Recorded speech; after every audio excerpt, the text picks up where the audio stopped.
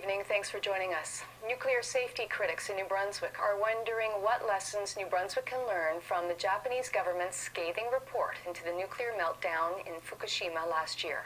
The report was released yesterday and concludes that neither the government nor the operators of the reactor in Fukushima were prepared for the disaster when it struck. As Matt McCann reports, some people worry the same might be the case at Pointless Lepreau. On the northern shore of the Bay of Fundy, the Pointless Lepreau nuclear generating station is almost ready to come back online after a $1.4 billion refurbishment.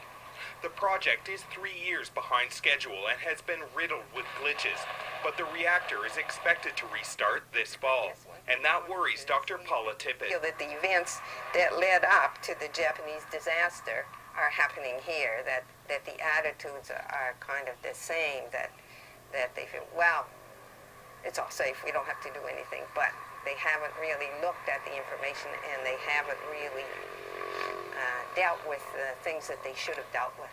A report into last year's nuclear meltdown in Fukushima, Japan, released yesterday, and concluded that while an earthquake and tsunami started the process, the meltdown was a man-made disaster.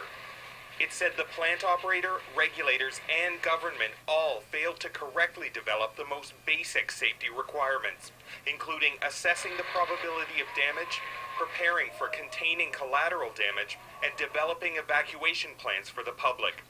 Tippett is concerned the same is happening here. Safety culture is failing at Lepreau, and they haven't addressed that. But Canadian and New Brunswick officials say there's little to worry about at Pointless Lepreau. According to the Canadian Nuclear Safety Commission, once a refurbishment is complete, the plant operator must comply with strict requirements and complete a series of safety tests. Geologists have said the likelihood of a major earthquake at Lepreau is small, and NB Power says in the case of a tsunami or any other kind of flooding, the reactor is protected as well.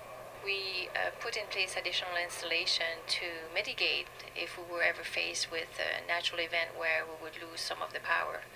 And we are confident that the installation that we have in place will mitigate that and will provide us with what we need to shut down the plant safely and to ensure that we minimize the risk to the public and the employees.